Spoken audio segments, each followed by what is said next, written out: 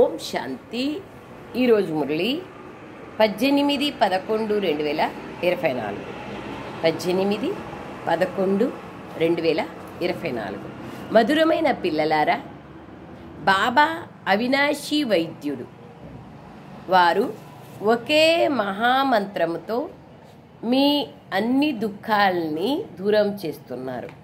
బాబా అవినాశీ వైద్యుడు. ఆత్మకు వైద్యుడు, శరీరానికి కూడా బాబా వైద్యుడు. అందుకే భవరోగ వైద్యానే భక్త సంరక్షకనే అని భక్తి మార్గంలో కూడా గాయనం ఉంది. అందుకే బాబా అంటున్నారు, బాబా అవినాశీ వైద్యుడు. వారు ఒకే మహామంత్రంతో మీ దుఃఖాలన్నింటినీ దూరం చేస్తారు. మన దుఃఖాలన్నింటినీ బాబా వచ్చి దూరం చేస్తారు. ప్రశ్న: మాయ మీ మధ్య విఘ్నాలను ఎందుకు తీసుకొస్తుంది? ఏదైనా కారణాన్ని చెప్పండి. జవాబు: ఎందుకంటే మీరు మాయకు అందరికన్నా పెద్ద గ్రాహకులు. దాని గ్రాహకులు తగ్గిపోతున్నారు, కావుననే విఘ్నాలు కలిగిస్తుంది. ఏమంటున్నారు బాబా? దాని గ్రాహకులు తగ్గిపోతున్నారు అంటే విఘ్నాలను తీసుకొస్తుంది కదా. ఒక వ్యాపారస్తుని దగ్గర గిరాకీ తగ్గిపోతా ఉన్నారు అంటే ఏదో ఒక ఆటంకం ఎదురుగా వ్యాపారస్తునికో లేదా కస్టమర్స్కో ఏదో ఒకటి చేస్తారు కదా. అట్లా బాబా అంటున్నారు, విఘ్నాలను కలిగిస్తుంది. అవినాశీ వైద్యుడు మీకు మందిచ్చినప్పుడు మాయ రోగం బయటకు వస్తుంది. అనేక మాయా రోగాలు బయటకు వస్తాయి. కావున విఘ్నాలను చూసి భయపడకూడదు. మన్మనాభవ మహామంత్రంతో మాయ పరుగులు తీసేస్తుంది. మన్మనాభవం మన మనస్సుని బాబా వైపు ఉంచినట్లయితే మాయ దూరం అయిపోతుంది. ఓం శాంతి. బాబా కూర్చొని పిల్లలకు అర్థం చేయిస్తున్నారు. బాబా అనేక విషయాలను అర్థం చేయిస్తారు కదా. సో బాబా కూర్చొని పిల్లలకు అర్థం చేయిస్తున్నారు.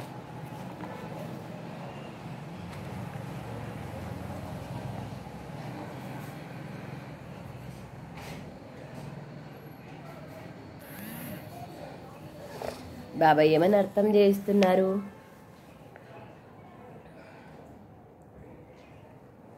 మనుష్యులు మనశ్శాంతి అని ఆలోచన చేస్తూ ఉంటారు, బేజారైతూ ఉంటారు. రోజు ఓం శాంతి అని కూడా అంటారు శాంతి మహామంత్రాన్ని చెప్పినప్పుడు. కానీ దీని అర్థాన్ని అర్థం చేసుకొని కారణంగా శాంతిని కోరుకుంటూనే ఉంటారు. ఓం శాంతి అంటారు కానీ నేను ఆత్మ శాంతి స్వరూపాన్ని అనేది వాళ్ళకు తెలియదు. అది బాబా అంటున్నారు. కోరుకుంటూనే ఉంటారు. నేను ఒక ఆత్మను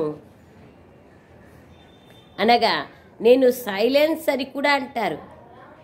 మన స్వధర్మం సైలెన్స్.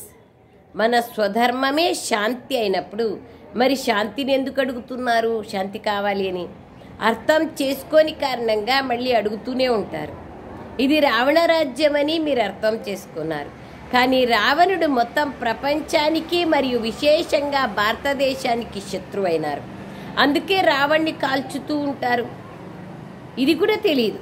ప్రతి సంవత్సరం ఎందుకు కాల్చుతారు అనేది కూడా తెలియదు. ప్రతి సంవత్సరం కాల్చే మనుషులు ఎవరైనా ఉంటారా?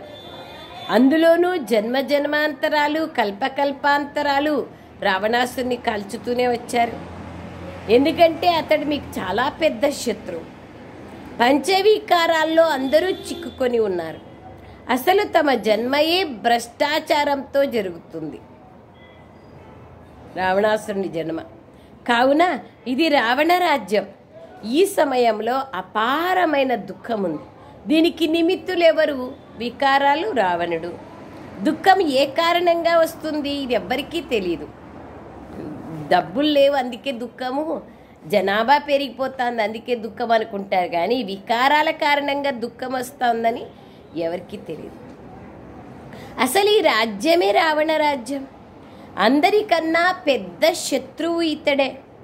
ప్రతి సంవత్సరము ఇతడు దిష్టి బొమ్మని తయారు చేసి కాల్చుతూ ఉంటారు.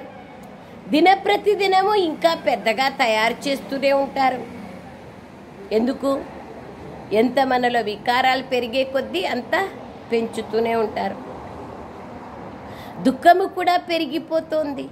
ఇంత పెద్ద పెద్ద సాధు సన్యాసులు, మహాత్ములు, రాజులు మొదలైన వాళ్ళు ఉన్నారు. కానీ ఒక్కరికి కూడా రావణుడు మన శత్రువని, అందుకే అతన్ని ప్రతి సంవత్సరం కాల్చుతామని, వేడుక జరుపుకుంటున్నామని తెలీదు. రావణుడు మరణించాడు మరియు మేము లంకకు అధిపతులుగా అయ్యాము అని భావిస్తారు. కానీ అలా అధిపతులుగా కాలేరు. లంక ఎక్కడుంది? రావణాసుని రాజ్యాన్ని లంక అంటారు. 4 పక్కల నీళ్లుండి మధ్యలో భూమి, మొత్తం ప్రపంచమే 4 పక్కల నీళ్లున్నాయి. ఎంత డబ్బు ఖర్చు చేస్తారు? మీకు నేను ఎంతో లెక్కలేనంత ధనాన్ని ఇచ్చాను. బాబా లెక్కాచారం అడుగుతున్నారు. సత్యుగంలో ఉన్నప్పుడు మీరు ఎంత ధనాన్ని ఇచ్చాను, దాన్నంతా ఏం చేశారు అని బాబా అడుగుతున్నారు. దసరా సమయంలో లక్షల రూపాయలు ఖర్చు చేస్తారు. రావణ్ణి కాల్చి లంకను దోచుకుంటారు. కానీ రావణ్ణి ఎందుకు కాల్చుతారని ఏం అర్థం చేసుకోరు. ఈ సమయంలో అందరూ వికారాల జైలులో ఉన్నారు. అర్ధకల్పం రావణ్ణి కాల్చుతూ వచ్చినారు. ఎందుకంటే దుఃఖితులుగా ఉన్నారు. రావణ రాజ్యంలో బాబా అంటున్నారు, మేము చాలా దుఃఖితులుగా ఉన్నామని కూడా అంటారు. సత్యుగంలో పంచవికారాలు ఏవి ఉండవు. అక్కడ ఈ రావణ్ణి కాల్చడం మొదలైనవి ఏవి ఉండవు. ఇవన్నీ ఇక్కడి నుంచినే, ఎక్కడి నుంచి వచ్చినాయి, ఎప్పటి నుండి వచ్చినాయి అనేది కూడా తెలియదు. ఇవైతే అనాదిగా నడుస్తున్నాయి అంటారు. రక్షాబంధనం ఎప్పటి నుంచి ప్రారంభమైంది? అనాదిగా నడుస్తోంది అంటారు. కావున ఇవన్నీ అర్థం చేసుకోవలసిన విషయాలు. మనుషుల బుద్ధి ఎలా అయిపోయింది చూడండి. వారు జంతువులుగాను లేరు, మనుష్యులుగాను లేరు. ఎందుకు పనికిరారు. అసలు స్వర్గం గురించి ఏమీ తెలీదు. భగవంతుడు ఇదే ప్రపంచాన్ని స్వర్గంగా తయారు చేశారు అని భావిస్తారు. ఓ భగవంతుడా, ఈ దుఃఖాల నుంచి విడిపించండి అంటారు. ఎప్పుడొస్తారు? ఎలా దుఃఖాల నుంచి విముక్తి అవుతాము? ఇదంతా ఏం తెలీదు. దుఃఖాలలో భగవంతుని తలుచుకుంటూ ఉంటారు. కానీ కలియుగంలో సుఖవంతులుగా లేరు. దుఃఖాన్ని తప్పకుండా అనుభవించాల్సిందే. మెట్లు కిందికి దిగాల్సిందే. కొత్త ప్రపంచం నుండి పాత ప్రపంచం అంతిమం వరకు బాబా అన్ని రహస్యాలు అర్థం చేస్తున్నారు. పిల్లలు బాబా వద్దకు వచ్చినప్పుడు ఈ దుఃఖాలన్నింటికీ ఒకటే మందు అని బాబా చెప్తున్నారు. ఇంకా వేరే మందే లేదు. తాను అవినాశీ వైద్యుడు కదా. 21 జన్మల వరకు అందరినీ దుఃఖాల నుండి విముక్తులను చేసేస్తారు. ఆ వైద్యులైతే స్వయం కూడా రోగగ్రస్తులుగా అవుతారు. బాబా అలా కారు. బాబా అవినాశీ వైద్యుడు. దుఃఖాలు కూడా అపారంగా ఉన్నాయి, అలాగే సుఖాలు కూడా అపారంగా ఉన్నాయి. ఇప్పుడు మీరు అర్థం చేసుకున్నారు. బాబా అపారమైన సుఖాన్ని ఇస్తారు. అక్కడ దుఃఖం యొక్క నామరూపాలు కూడా ఉండవు. సుఖవంతులుగా అయ్యేందుకు మందు ఉంది. అదే మన్మనాభావం. కేవలం నన్ను స్మృతి చేసినట్లయితే మీరు పావనంగా అయిపోతారు, సత్వప్రధానులుగా అయిపోతారు. అన్ని దుఃఖాలు దూరం అయిపోతాయి. ఆ తర్వాత అంతా సుఖమే సుఖం. బాబా దుఃఖహర్త సుఖకర్త అనే గాయనం కూడా ఉంది. అర్ధకల్పం వరకు మీ దుఃఖాలన్నీ దూరం అయిపోతాయి. మీరు కేవలం స్వయాన్ని ఆత్మగా భావిస్తూ బాబాని జ్ఞాపకం చేసుకోండి. ఇది ఆత్మ మరియు జీవం రెండింటి ఆట. ప్రకృతి మరియు పురుషుడు రెండింటి యొక్క ఆట. నిరాకార ఆత్మ అవినాశి మరియు సాకార శరీరం వినాశి. దీని ఆట నడుస్తోంది. దేహ సహితంగా దేహం యొక్క సర్వ సంబంధాలను మర్చిపోండి అని బాబా చెప్తున్నారు. గృహస్థ వ్యవహారంలో ఉంటూ ఇప్పుడు మేము ఇక వాపస్ ఇంటికి వెళ్ళాలని భావించండి. పతితులైతే అక్కడికి వెళ్ళలేరు. పరంధామానికి పతితులు వెళ్ళడానికి వీలు లేదు. ఎలాంటి స్థానమో అలాంటి వేషం వేసుకోవాలి కదా. పవిత్ర ప్రపంచంలోకి వెళ్ళాలంటే పవిత్రంగా ఖచ్చితంగా కావాల్సిందే.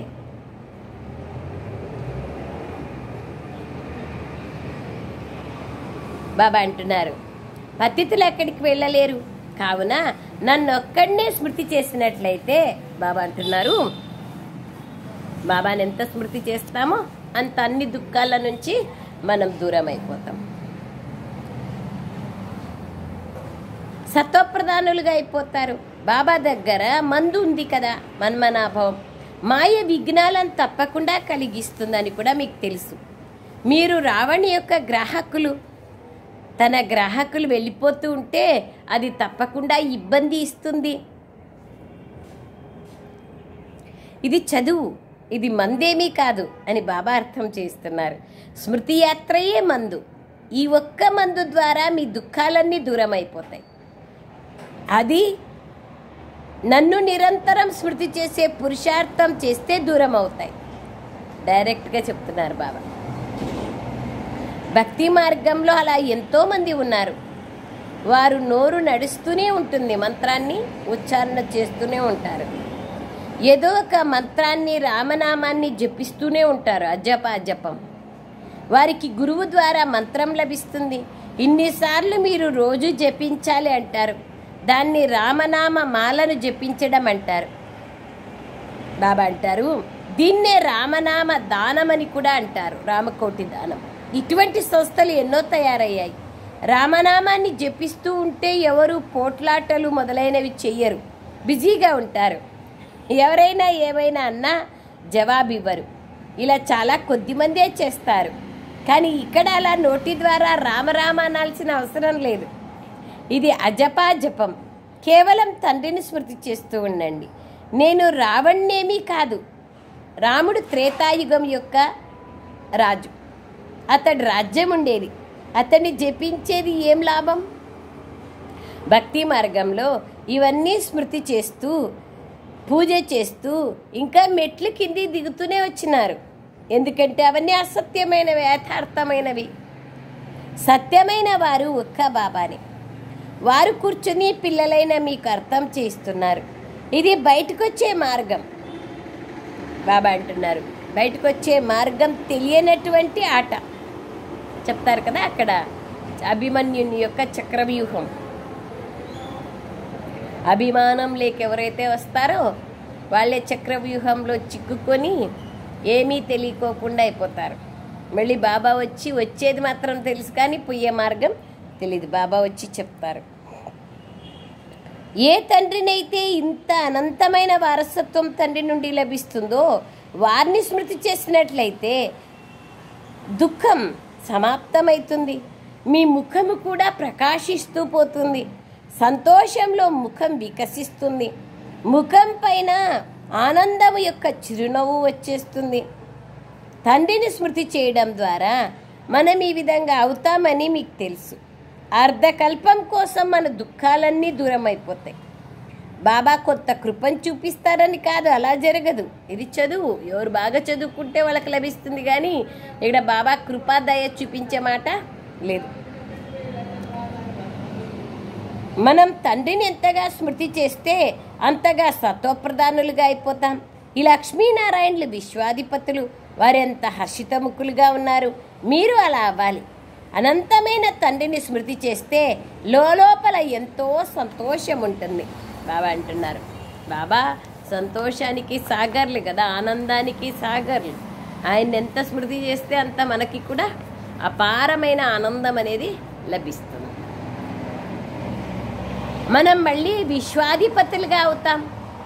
ఆత్మలోని ఈ సంతోషపు సంస్కారాలు మళ్ళీ మీతో పాటు వెళ్తాయి.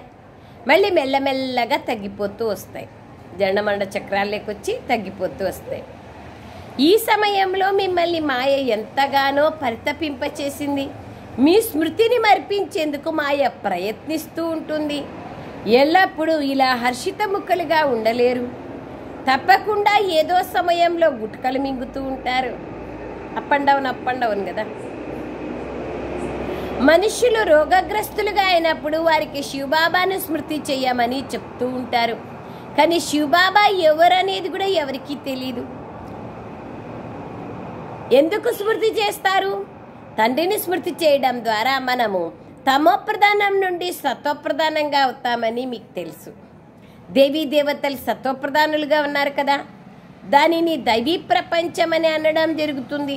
దాన్ని మనుష్య ప్రపంచం అని అన్నారు. మనుష్యులు అనే పేరే ఉండదు అక్కడ సత్యుగంలో. ఫలానా దేవత అని అంటారు. ఆ ప్రపంచమే దైవీ ప్రపంచం, ఇది మనుష్యుల ప్రపంచం. ఇవన్నీ అర్థం చేసుకోవాల్సిన విషయాలు. బాబాయే వచ్చి అర్థం చేయిస్తున్నారు. బాబానే జ్ఞాన సాగర్లు. బాబా అనేక రకాలుగా అర్థం చేయిస్తారు. అయినా చివరిలో తండ్రిని స్మృతి చేసినట్లయితే మీరు సత్వప్రధానులుగా అయిపోతారు మరియు మీ దుఃఖాలన్నీ దూరం అయిపోతాయని మహామంత్రాన్ని ఇస్తున్నారు బాబా. కల్పపూర్వం కూడా మీరు దేవీ దేవతలుగా అయ్యారు. మీ మనస్సు దివ్యంగా ఉండేది. అక్కడ ఎటువంటి తప్పుడు మాటలు మాట్లాడరు. అక్కడ మధురంగా మాట్లాడతారు. అక్కడ భాషనే వేరు. అందరూ సభ్యతా సంస్కారాలతో ఉంటారు. తప్పుడు మాటలు ఎక్కడి నుంచి వస్తాయి? అసలు అటువంటి పనులే అక్కడ జరగవు. ఆ ప్రపంచమే దైవీ ప్రపంచం, ఇది మనుషుల ప్రపంచం. తేడా అయితే ఉంది కదా. ఈ విషయాలను బాబాయే కూర్చొని అర్థం చేయిస్తారు. దైవీ ప్రపంచం ఉండి లక్షల సంవత్సరాలు అయిపోయిందంటారు మనుష్యులు. ఇక్కడ ఎవరిని దేవతలుగా పిలవలేరు. దేవతలైతే స్వచ్ఛంగా ఉండేవారు. మహానాత్మలోని దేవతలనే పిలుస్తారు. అలా మనుష్యుల్ని పిలవరు. ఇది రావణి ప్రపంచం. రావణుడు చాలా పెద్ద శత్రువు. ఇతడి వంటి శత్రువు ఇంకెవ్వరూ లేరు. ప్రతి సంవత్సరం మీరు రావణ్ణి కాల్చుతారు. అతడు ఎవరనేది ఎవరికీ తెలియదు. అతడు మనోమాత్రుడు కాదు కదా. 5 వికారాలనే రావణుడు అంటారు. దాని రాజ్యం నడుస్తోంది. ఇది పంచవికారాల రాజ్యం. అందరిలోనూ పంచవికారాలు వ్యాపించి ఉన్నాయి. ఇది దుర్గతి మరియు సద్గతి యొక్క ఆట రచింపబడి ఉంది. ఇప్పుడు మీకు ఈ సద్గతి లభించే సమయం మొదలైన విషయాల గురించి కూడా బాబా వచ్చి అర్థం చేస్తారు. అలాగే దుర్గతిని కూడా మీరు అర్థం చేసుకున్నారు. మీరే ఉన్నతంగా పైకెక్కుతారు, మళ్ళీ మీరే కింద పడిపోతారు. శివ జయంతి కూడా భారతదేశంలోనే ఉంది. అలాగే రావణి జయంతి కూడా భారతదేశంలోనే ఉంటుంది. అర్ధకల్పం దైవీ ప్రపంచం ఉంటుంది. లక్ష్మీనారాయణల సీతారాముల రాజ్యం ఉంటుంది. ఇప్పుడు పిల్లలైన మీరు అందరి చరిత్రను తెలుసుకున్నారు. మహిమ అంతా మీదే. నవరాత్రుల్లో పూజ మొదలైనవన్నీ మీవే జరుగుతాయి. దసరా అప్పుడు చేస్తారు కదా. మీరే స్థాపన చేస్తారు. శ్రీమతం పైన నడిచి మీరు విశ్వాన్ని పరివర్తన చేస్తారు. కావున శ్రీమతంపై పూర్తిగా నడవాలి కదా. నంబర్ వారుగా పురుషార్థం చేస్తూ ఉంటారు. స్థాపన జరుగుతోంది. ఇందులో యుద్ధం మొదలైన వాటి విషయం లేదు. ఇప్పుడు ఇది పురుషోత్తమ సంగమ యుగం. ఇది పూర్తిగా వేరు. కలియుగము కాదు, సత్యుగము కాదు. పాత ప్రపంచం యొక్క అంతిమం, కొత్త ప్రపంచం యొక్క ఆది. పాత ప్రపంచాన్ని పరివర్తన చేసేందుకే బాబా వస్తారు. మీకు వారు ఎంతగానో ప్రతిరోజు అర్థం చేయిస్తారు. ఎన్ని విషయాలు అర్థం చేయిస్తారు? లెక్కలేనన్ని విషయాలు బాబా వచ్చి అర్థం చేయిస్తున్నారు. లెక్కలేనన్ని కొత్త రూపంలో అర్థం చేయిస్తారు. తాకి పిల్లలు ఏ దాంతో మారుతారు అనేది చూసుకొని బాబా ఆ బిడ్డలకి ఆ విధంగా చెప్తూ ఉంటారు. బాబా అదే అంటున్నారు. ఎన్ని విషయాలుగా బాబా వచ్చి అర్థం చేయిస్తారు.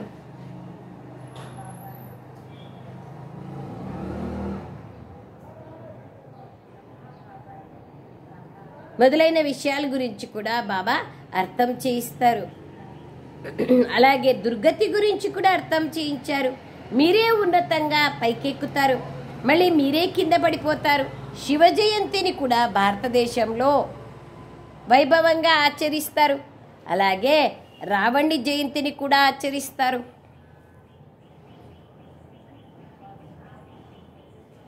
ఇక్కడ శివ జయంతి ఉందో అక్కడే రావణి జయంతి కూడా ఉంటుంది కదా.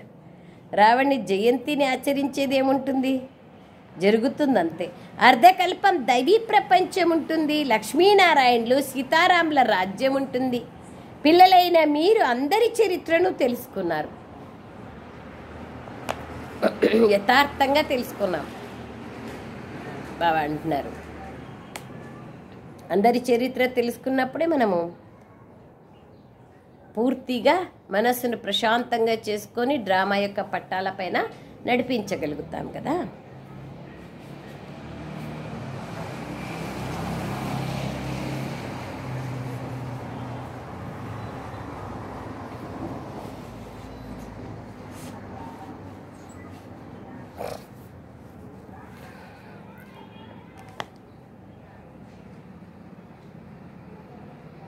మహిమ అంతా మీదే. నవరాత్రులలో పూజ మొదలైనవి మీవే జరుగుతాయి, మీరే స్థాపన చేస్తారు. శ్రీమతం పైన నడిచి మీరు విశ్వాన్ని పరివర్తన చేస్తారు. కావున శ్రీమతంపై పూర్తిగా నడవాలి కదా. నంబర్ వారుగా పురుషార్థం చేస్తూ ఉంటారు, స్థాపన జరుగుతూ ఉంటుంది.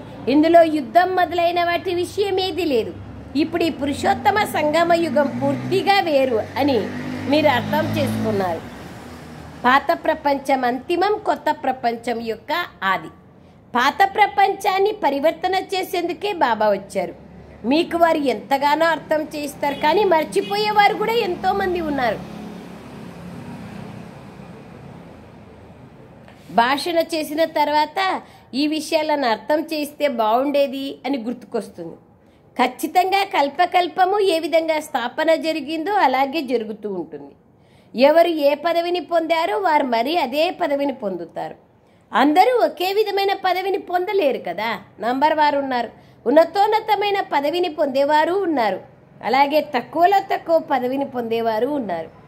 అనన్యునైన పిల్లలు ఎవరైతే ఉన్నారో వారు అర్థం చేసుకోగలుగుతారు. ఎందుకంటే బుద్ధి వేరే వైపు ఉండదు కదా. బుద్ధి ఒక బాబా వైపు ఉంటే సర్వ సంబంధాల ప్రేమ, సర్వ సంబంధాల ప్రాప్తులను ఒకే బాబాతో అనుభవం చేస్తూ ఉంటే బుద్ధి సాత్వికంగా అవుతుంది. పవిత్ర బుద్ధిలోనే బాబా జ్ఞానధారణ జరుగుతుంది. వీరు షావుకార్లకు దాసులుగా అవుతారు, వీరు రాజ్యవంశంలోని దాసులుగా అవుతారు, అలాగే వీరు గొప్ప షావుకార్లుగా అవుతారు. వారిని అప్పుడప్పుడు ఆహ్వానిస్తూ ఉంటాం అని అర్థం చేసుకోగలుగుతారు. అందరినీ ఆహ్వానించరు, అందరూ చూడలేరు కదా.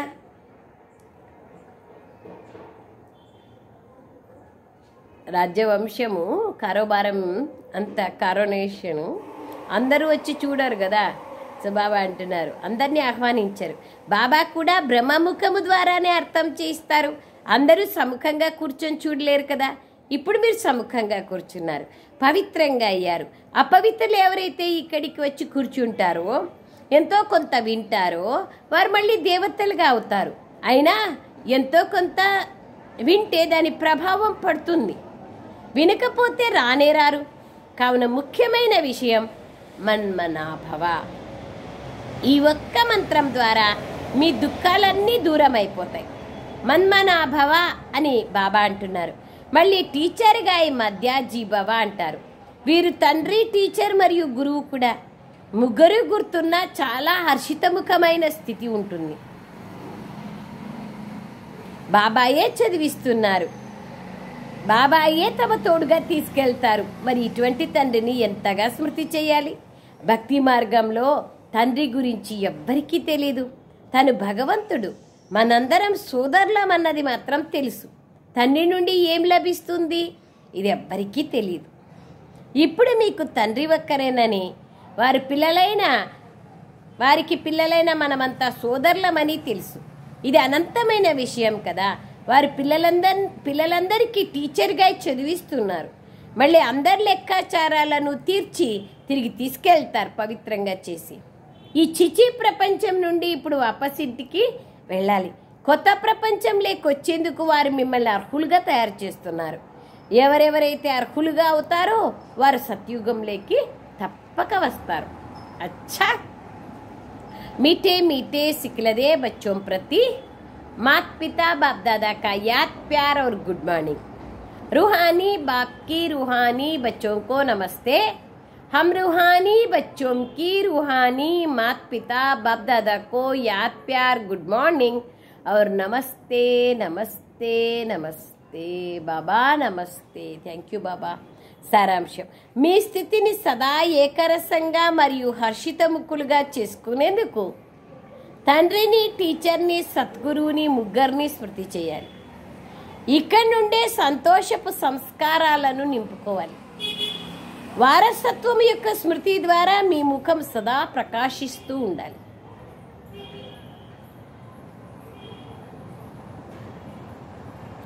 సెకండ్ పాయింట్, శ్రీమతం పైన నడుస్తూ మొత్తం విశ్వమంతటిని మార్చే సేవను చేయాలి. పంచవికారాలలో ఎవరైతే చిక్కుకొని పోయినారో వారిని బయటికి తీయాలి.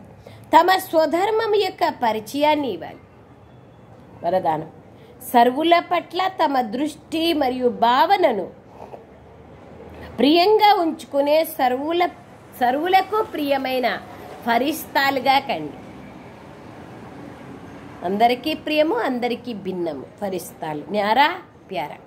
వివరణ, స్వప్నంలోనైనా కానీ ఎవరి వద్దకైనా ఫరిస్తా వస్తే ఎంతగా సంతోషిస్తారు. ఫరిస్తా అనగా సర్వులకు ప్రియులు. హద్దు యొక్క ప్రేమ కాదు, బేహద్దు ప్రేమ. ఎవరైతే ప్రేమనిస్తారో వారి వల్లనే ప్రియమైన వారిగా అవ్వడం కాకుండా సర్వులకు ప్రియమైన వారిగా కావాలి. ఎవరు ఎటువంటి ఆత్మ అయినా కానీ మీ దృష్టి, మీ భావన ప్రేమతో కూడినదిగా ఉండాలి. వారినే సర్వుల ప్రియులు అంటారు. ఎవరైనా అవమానించినా అసహించుకున్నా కానీ వారి పట్ల ప్రేమ మరియు కళ్యాణ భావన ఉత్పన్నం కావాలి. ఎందుకంటే ఆ సమయంలో వారు పరవశులై ఉన్నారు. స్లోగన్, ఎవరైతే సర్వప్రాప్తులతో సంపన్నంగా ఉంటారో వారే సదా హర్షితంగా, సదా సుఖవంతంగా, అదృష్టవంతులుగా ఉంటారు. ప్రాప్తులు సంపన్నంగా ఉంటే తప్పకుండా హర్షితంగా ఉంటారు, సుఖంగా ఉంటారు, అదృష్టవంతులుగా ఉంటారు. బాబాతో సర్వప్రాప్తులు పొందేటువంటి ఈ సమయం కదా. అచ్చా, ఓం శాంతి. Thank you Baba.